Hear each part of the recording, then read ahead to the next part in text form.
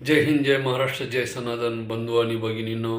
आपला भारत देश जगातील इतर देशापेक्षा फार वेगळा आणि फार महत्त्वपूर्ण असा देश आहे. ज्या देशामध्ये पृथ्वीवर सर्वप्रथम सूर्याची किरणे पडतात, तो भारत देश जगामध्ये सर्वविख्यात आहे. हजारो वर्षाची परंपरा आपल्या देशाला आहे. हजारो अब्जावधी वर्षापासून आपल्या देशाची एक वेगळे महत्त्व आहे. पुराणामध्ये सुद्धा या भारत देशाची उत्पत्ती अब्जावधी वर्षापूर्वीची झालेली आहे असा उल्लेख आहे. आणि आपल्याच देशामधून इतरत्र मानव वस्ती पसरल्याचा उल्लेख इतिहासामध्ये आढळून येतो. तर आपल्या भारताचे महत्त्व अनन्यसाधारण असे आहे, ज्याचे महत्त्व पूर्वीच्या काळातील लोकांना फार म्हणजे अमूल्य वाटायचे. आज आपल्या लोकाला त्याचे महत्त्व कमी वाटत आहे. कारण जो मागचा काही कालावधी गेला आहे, म्हणजेच स्वातंत्र्य उत्तर काळामध्ये ज्यावेळेस इंग्रज भारतातून गेले, त्या काळानंतरचा जो भारत अस्तित्वामध्ये आला, त्या काळामध्ये जो इतिहास लिहिला गेला किंवा त्याचं लिखाण केलं गेलं, समाजापुढं तो आणला गेला, तो इतिहास पाहता थोडी माणसाची, भारतीयांची भारताकडे पाहण्याचा दृष्टिकोन बदललेला आहे. त्याचे कारण आहे आपल्या देशातील स्वातंत्र्य उत्तर काळातील राज्यकर्ते. आता तुम्ही म्हणाल हे कसं? तर मी तुम्हाला थोडक्यात सांगतो की भारत स्वतंत्र झाल्यानंतर 1952ला देशामध्ये निवडणुका झाल्या आणि त्या निवडणुका झाल्यानंतर सर्वप्रथम काँग्रेसने 1952 साली बैलजोडी नावाचे चिन्ह, पक्षाचे चिन्ह म्हणून काय केलं की त्या चिन्हाचा वापर केला. बैलजोडी हे काय आहे की भारत हा कृषीप्रधान देश आहे. भारत हा कृषीप्रधान देश असल्यामुळे या ठिकाणी सर्व कामे बैलाच्या सहाय्याने चालतात. बैल का एक पशु आहे, एक प्राणी आहे, परंतु तो काय आहे, या भारतभूमीचा आदर्श पशु आहे. आदर्श पशु कसा आहे की या बैलाच्या सहाय्याने करोडो एकर जमीन भारतातली नांगरून त्या जमिनीतून मौल्यवान पीक, जे हजारो लोक जीवन जगतात, त्यांचं जीवन जगण्याचं साधन आहे. आणि जे जीवन जगण्याचं साधन नसून ज्यांचं उदरनिर्वाह या अन्नधान्यावर चालतो, अशा करोडो लोकांचं जीवन या बैलाच्या मेहनतीने काय होतंय, उदरनिर्वाह भागतो. परंतु 52 ते 71 पर्यंत जवळपास ह्या बैलजोडीच्या चिन्हावर काँग्रेस सरकार निवडून आले. महत्त्वाचा मुद्दा समजून घ्या मी काय सांगतोय ते.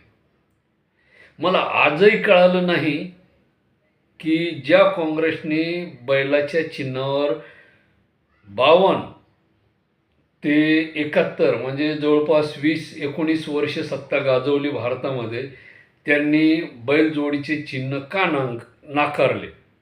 दुसरी गोष्ट, 71 नंतर त्यांनी गाय वासरू या चिन्हावर श्रीमती इंदिरा गांधी ह्या पहिल्यांदा निवडून आल्या. गाय वासरू चिन्हावर पहा, महत्त्वाचा मुद्दा आहे, लक्षात घ्या. आणि याच गाय वासरू चिन्हावर इंदिरा गांधींनी जवळपास म्हणजे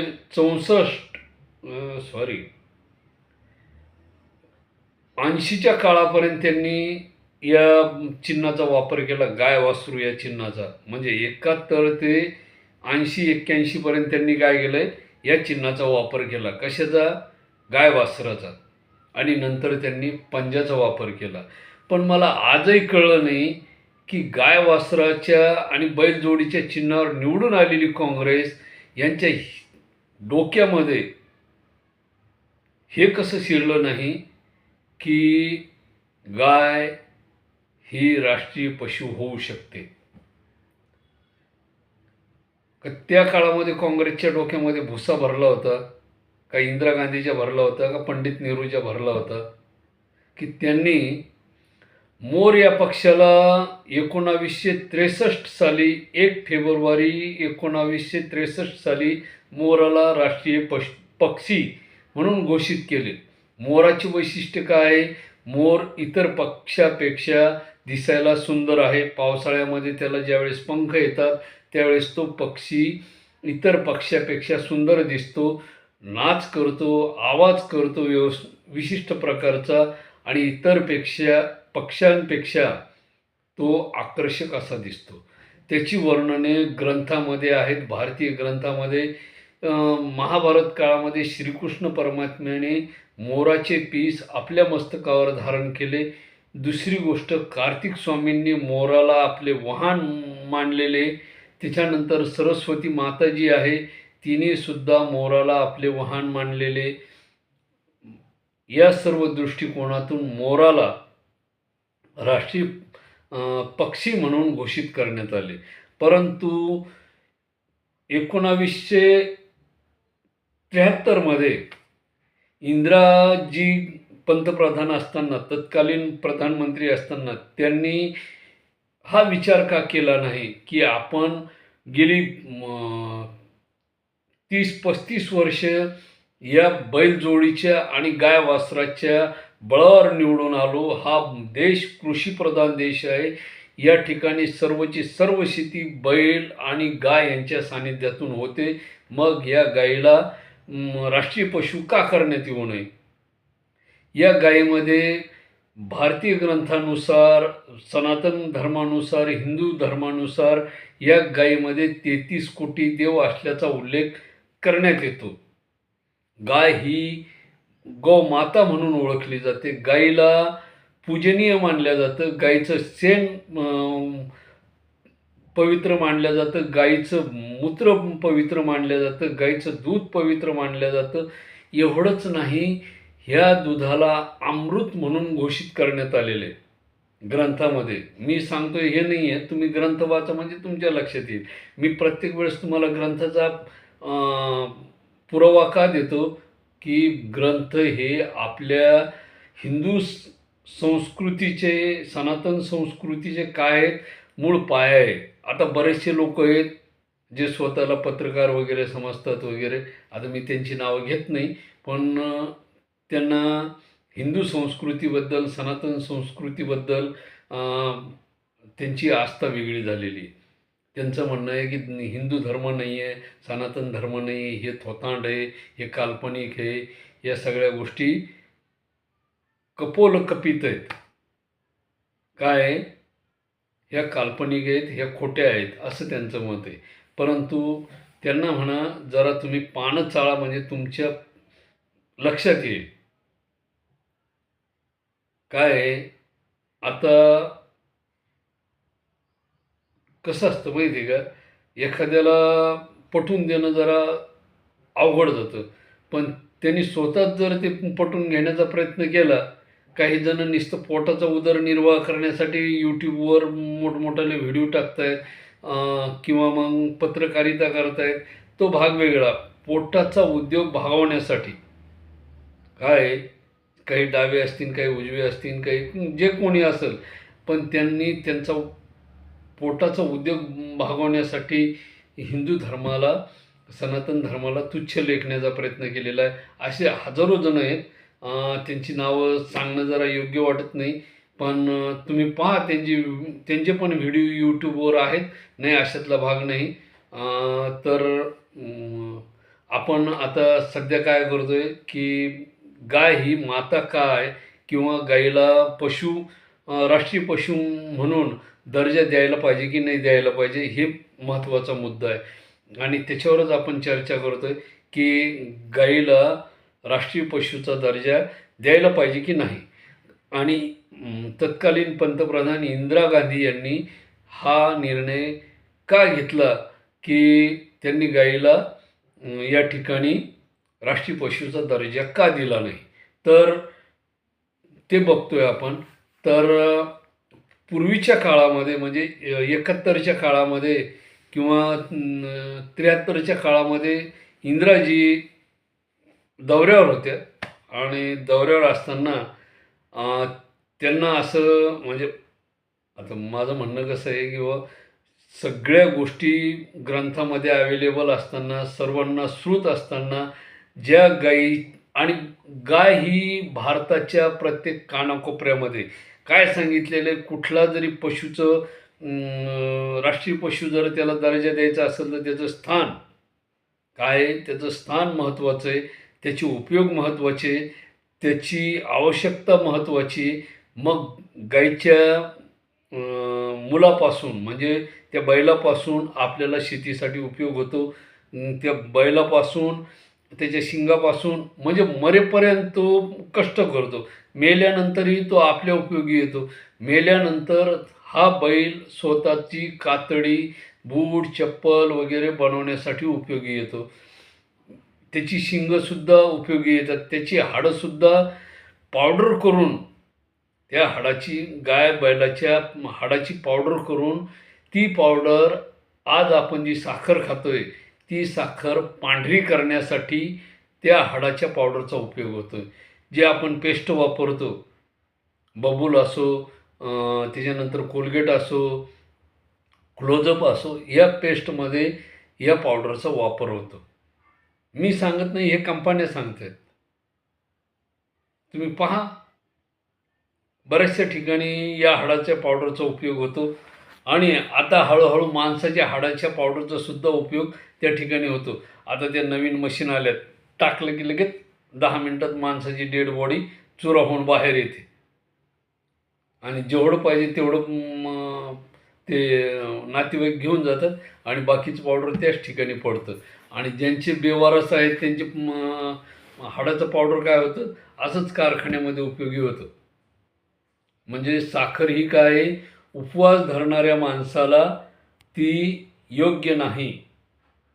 साखर ही उपवास धरणाऱ्या माणसाला, उपवास करणाऱ्या माणसाला तिचा अपवित्र अशी साखर आहे. नाही, मी सांगतोय म्हणून नाही आहे, तुम्ही त्याचा अभ्यास करा, तुमच्या लक्षात येईल. आणि मला सांगा, मग ही गाय जर एवढी उपयोगी येते, ह्या गाईचा जर एवढा उपयोग होतो, भारताच्या प्रत्येक कानाकोपऱ्यामध्ये आहेच आहे, परंतु जगाच्या सुद्धा कानाकोपऱ्यामध्ये गाय आहे. ब्रिटनमध्ये भले ती गावरान नसेल, जर्सी गाय असेल, जपानमध्ये जर्सी गाय असेल किंवा आणखी वेगळ्या प्रकारची असेल, श्रीलंकेमध्ये असेल नसेल, पाकिस्तानमध्ये असेल नसेल, पण गावरान नसेल पण गाय आहे. कोणती आहे? जर्सी आहे. जे आखाती देश आहेत, मुस्लिम देश आहेत, त्या ठिकाणीसुद्धा गायी आहेत. भले त्या ठिकाणी त्यांचं प्रमाण वेगळ्या प्रकारचं असेल, वेगळ्या स्वरूपाचे असतील, पण गाय ही प्रत्येक भागामध्ये आहे आणि भारतामध्ये त्या गायीला विशिष्ट प्रमाणाचं स्थान आहे. हे सगळं असताना तत्कालीन पंतप्रधान इंदिरा गांधी यांनी किंवा त्यावेळचे पर्यावरण मंत्री दिग्विजय सिंह यांच्या डोक्यात काय भुसा भरला होता का दोघांच्या? यांनी 1973मध्ये वाघाला राष्ट्रीय पशु म्हणून घोषित केलं. त्या वाघामध्ये असं काय, त्याचा काय उपयोग होतो? त्याचं दूध उपयोगी येतं, माणसं पितात, त्याचं मांस उपयोगी येतं. फक्त ह्यांनी काय केलं आहे, तत्कालीन पंतप्रधान इंदिरा गांधी आणि पर्यावरण मंत्री दिग्विजय सिंह यांनी, की एका विशिष्ट समाजाच्या उदरनिर्वाहासाठी ह्या गायीचा उपयोग होतो, मांस खाण्यासाठी होतो, म्हणून या गायीला राष्ट्रीय पशु हा दर्जा दिला नाही. का नाही दिला? तर त्यांचं उदरनिर्वाह होतं, त्यासाठी गायीची हत्या होते, गाय मारल्या जाते आणि भविष्यात हा वाद निर्माण होऊ नये या दृष्टीनं त्यांचा विचार करून या लोकांनी गायीला राष्ट्रीय पशुचा दर्जा दिला नाही. आता मी सांगतोय म्हणून नाही, तुम्ही विचार करा, त्याचा अभ्यास करा, मग तुमच्या लक्षात येईल. काय की या बारीक सारीक गोष्टी समाजालाही कळायला पाहिजे, कळणं गरजेचे आहे की नाही? बरोबर आहे की नाही? मग माझं म्हणणं आहे की वाघामध्ये असं काय होतं, तो कुठल्या मानवाच्या उपयोगाला येतो, कुठल्या प्राण्याच्या उपयोगाला येतो, ठीक आहे. तो काय उपयोगाला येत असेल ते समजा कोल्हे, लांडगे, कुत्रे ह्यांना मारून खातोय. त्याचा उपयोग काय? तो हिंस्त्र पशू आहे ना. मानवी उपयोगासाठी काय? जर समजा तो जे मेंढपाळ लोकं असतील, जे शेळ्या पाळणारे लोकं असतील, त्यांच्या शेळ्या खातो लांडगा. मग त्या लांडग्याला खाण्याचं काम वाघ करतो किंवा वाघाच्या भीतीनं तो पळून जातो, कोल्हा पळून जातो. या असे थोड्या-थोड्या गोष्टी जर असतील, तर मग त्याचा उपयोग काय? उपयोग सर्वसामान्याच्या दृष्टीने आणि वाघाची अशी भारतामध्ये कुठे व्याप्ती आहे? फक्त पश्चिम बंगाल जर सोडला, तर त्या ठिकाणी त्याच्या व्यतिरिक्त भारतामध्ये कुठल्याही भागामध्ये तुम्हाला वाघ दिसणार नाही. एक्का-दुक्का एखादा फिरून फारून जर आता संग्रहालयामध्ये वगैरे आणून ठेवले ती गोष्ट वेगळी. जसं संभाजी सिद्धार्थ उद्यानामध्ये संभाजीनगरला, पुण्याच्या सारसबागेमध्ये, प्राणी संग्रहालयामध्ये असे जे ठिकाणी वाघ आणून ठेवलेले आहेत, तेवढे जर सोडले तर भारताच्या कुठल्या भागामध्ये वाघ आहेत? त्याचा उपयोग मानवी जीवनासाठी काय? समाजासाठी काय? जर त्याचा उपयोगच नाही, तर त्या प्राण्याला राष्ट्रीय पशु म्हणून कसा घोषित करण्यात आला? ठीक आहे, सिंहाला प्राण्याचा राजा मान्य केलं हे मी मानायला तयार आहे. कारण तो वजनदार आहे, सगळ्या गोष्टीने बुद्धिमान आहे, सगळ्या गोष्टी व्यवस्थित आहे. परंतु राष्ट्रीय पशु वाघ कसा होऊ शकतो? मला आजही कळलं नाही की या काँग्रेसवाल्यांनी ते खूळ कसं डोक्यात घातलं? त्याचं महत्त्व काय आहे? त्यांना असं काय दिसलं त्या वाघामध्ये? तुम्हाला तरी काहीतरी दिसतंय का? मानवी जीवनासाठी त्याचा उपयोग काय आहे? जर एखाद्या ठिकाणी एखाद्या बाईची डिलिव्हरी झाली, बाळंतपण झालं आणि ते बाळंतपण होत असताना त्या बाळाची आई दगावली, वारली, मेली. आता मी एवढं कशाला सांगतोय तुम्हाला कळावं म्हणून. त्या बाळाची आई वारली, मेली, दगावली आणि ते 2 दिवसाचं बाळ आहे. त्या बाळाला दूध पाजण्यासाठी कोण जवळ येणार आहे? कोणी पाजणार नाही त्या बाळाला दूध. एक तर तिची आजी, आजीला दूध नसणार वयाच्या हिशोबाने. आत्या लहान असेल, शक्य नाही. बाहेरगावला असेल, शक्य नाही. मावशी असेल तर मावशी कंटिन्यू त्या बाळाला घेऊन फिरवू शकत नाही, कारण ते दुसऱ्याचं आहे. अडचण काय? शेवटी त्या बाळाला गाईचं दूध देऊन आजी लहानचं मोठं करू शकते. म्हणजे त्या बाळाला वाचवतं कोण? गाईचं दूध.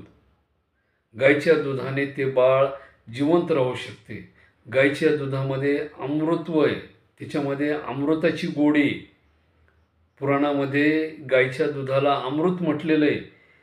तुम्हाला सांगतो बंधू आणि भगिनींनो, गाईच्या दुधामध्ये जेवढ्या प्रमाणात तूप निघतं, ज्याला आपण देशी घी म्हणतो, तेवढं तूप कुठल्याही दुधामध्ये निघू शकत नाही. भले ते म्हशीच्या दुधामध्ये निघेल, परंतु तेवढे ते पॉवरफुल नाही आहे.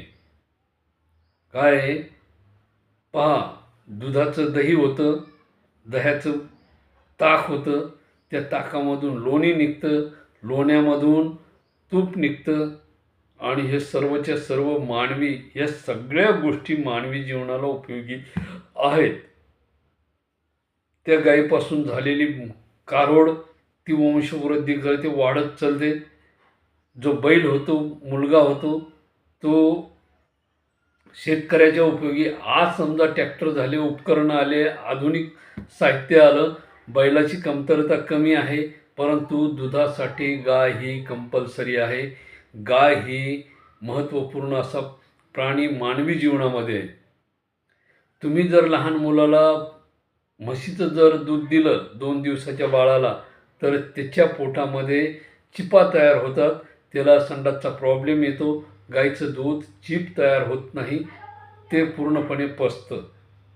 शेळीचं दूध तुम्ही देऊ शकत नाही. 2 दिवसाच्या बाळाला जर शेळीचं दूध दिलं, भले ती शेळी 12 वनस्पत्या खाते, तिच्यामध्ये आयुर्वेदिक गुण आहेत, परंतु शेळीचं दूध हे का देऊ शकत नाही त्याचं कारण आहे, ते दूध 8 दिवस जर दिलं तर ते सुद्धा पोटामध्ये गाठी तयार करतं आणि दुसरी गोष्ट त्या बाळाचा शेळीसारखा वास येतो. मोठ्या माणसाने जर 6 महिने ते दूध नॉनस्टॉप कंटिन्यू शेळीचं दूध जर खाल्लं तर त्या माणसाच्या अंगाचा वाससुद्धा शेळीसारखा येतो. परंतु गाईच्या दुधाचा असा कुठलाही साईड इफेक्ट होत नाही. ते आयुर्वेदिक आहे आणि म्हणून माझे म्हणणे आहे, गाय ही आपल्या भारताची राष्ट्रीय पशु व्हायलाच पाहिजे. माननीय मोदी असतील, देवेंद्र फडणवीस असतील, राजनाथ सिंग असतील, जे कोणी मोठ्या पदावर असतील त्यांना मी अशी विनंती करतो की त्यांनी गाईला राष्ट्रीय पशुचा दर्जा देणे अत्यंत गरजेचे आहे. गाय ही भारताची असीमित आहे. तिच्यात 33 कोटी देव आहे. तिच्या प्रत्येक अवयवाचा, तिच्या प्रत्येक शरीरातून बाहेर पडणाऱ्या विष्ठेचा सुद्धा उपयोग मानवी जीवनासाठी होतो. मी सांगत नाही, गाईचं शेण घेऊन जमीन सारवल्यानंतर ती जमीन पवित्र होते असा ग्रंथामध्ये उल्लेख आहे. त्या गाईचे गोमूत्र जर आपण नित्यनेमाने घेतले तर 50% आजार बरे होतात असं आयुर्वेदामध्ये सांगितलेलं आहे. त्या गाईच्या दुधाने कुठल्याही प्रकारचा आजार होत नाही, निरोगी असल्याचं निदर्शनास आलेलं आहे. डॉक्टरच्या संशोधनामधून सुद्धा आयुर्वेदामध्ये सुद्धा गाईच्या दुधाला महत्त्वपूर्ण मानलेलं आहे आणि त्या दृष्टीनं माझे वैयक्तिक मत नसून पूर्ण भारतीयांच्या दृष्टिकोनातून माझ्या मते गाय ही राष्ट्रीय पशु व्हायलाच पाहिजे. जो 1973मध्ये माननीय तत्कालीन पंतप्रधान श्रीमती इंदिरा गांधींनी जो निर्णय घेतला होता, दिग्विजय सिंहनी जो निर्णय घेतला होता, तो निर्णय भलेही त्यावेळेस योग्य वाटला असेल त्यांना, परंतु तो त्या काळामध्ये सुद्धा चुकीचा होता. आजही चुकीचा आहे, भविष्यामध्ये सुद्धा चुकीचा राहणार आहे. म्हणून माझे एकच मत आहे की गाय हा राष्ट्रीय पशु झालाच पाहिजे. जय हिंद, जय महाराष्ट्र, जय सनातन. धन्यवाद.